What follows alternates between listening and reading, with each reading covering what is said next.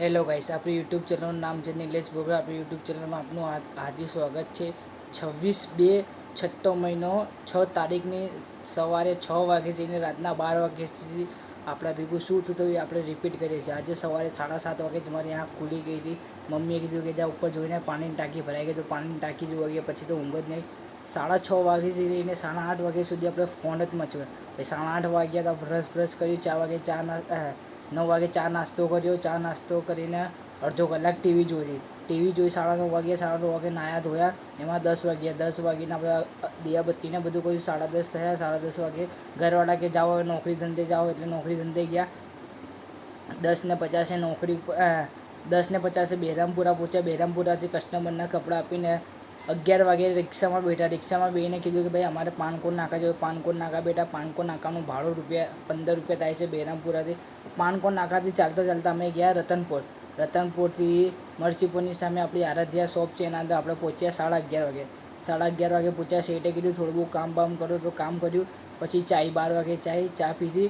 એટલામાં 1 વાગ્યું બધા જમવા બેઠા। જમવામાં મમ્મી બનાવી દીધું કેરીનો રસ અને રોટલી। ખાવામાં મજા આવે। કેરી હવે સૌની ફેવરેટ હોય છે, એટલે આપણે કેરીનો રસ 1:30 વાગે કેરીનો રસને આપણે ખાવા બેઠા।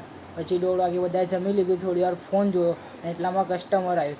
અડધો 1 કલાક રહી ગયું, પણ કશું લઈને નહીં ગયું, ખાલી હેરાન કરીને ગયો। હજુ એના લગ્ન હતા ડિસેમ્બરમાં, એટલે ડિસેમ્બરમાં લગ્ન છે ખાલી, એટલે અમે જોવા આવ્યા છે કે તમારા પાસે કેવી વેરાયટી છે, શું વેચો છો, સૂટ શેરવાનીમાં કેવી બધી ડિઝાઇન ચાલે છે બધું। એટલામાં 4 વાગ્યા। 4 વાગ્યા એટલે ચાનો ટાઈમ છે, એટલે ચા લેવા ગયો। 25-25ની 2 ચા લાવ્યા, એટલે ચા પીધી। પછી પાછું થોડી વાર ફોન જોયો। પછી 5 વાગ્યા। 5 વાગ્યા એટલે નાસ્તો લેવા ગયો। પાપડી અને ગાંઠિયા લઈને આવ્યા હતા 50-50ના, એટલે બધાએ નાસ્તો કર્યો। નાસ્તો કરીને 5:30 ને 6 થઈ। 5:30 કે 6 વાગ્યા હતા, એટલે ચા લઈને આવ્યો। ચા પીધી અને પછી પાછા 8 વાગ્યા સુધી કન્ટિન્યુ ફોન જોજો કર્યું, કોઈ આવ્યું નહીં। 8 વાગે વસ્તી કરી। પછી પાછા પાનકો નાકે ગયા। પાનકો નાકાથી કીધું કે ભાઈ બહેરામપુરા જો। બહેરામપુરા ઉતર્યા। 9:30 વાગે બહેરામપુરા ગયા। બહેરામપુરા બેઠા ફોન જોતા કંટાળો। આજુબાજુ ફાંફા બાપા માર્યા, કોઈ દેખાયું નહીં, એટલે કોઈ ભાઈબંધ હતું નહીં। એટલે ભાઈબંધની દુકાને જોયું તો ભાઈબંધ બી હતો ને, એટલે ઓટલા પર બેઠો ફોન જોયો।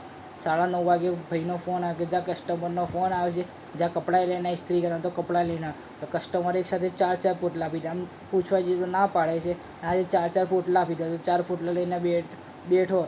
10 વાગે પોટલા લઈને તો બેઠો। પછી બધા ભાઈબંધો આવ્યા। 10:30 થયા કે ચલો મેચ રમીએ, બહુ દાડા મેચ નહીં રમીએ, તો ચલો આપણે મેચ રમી લીધું।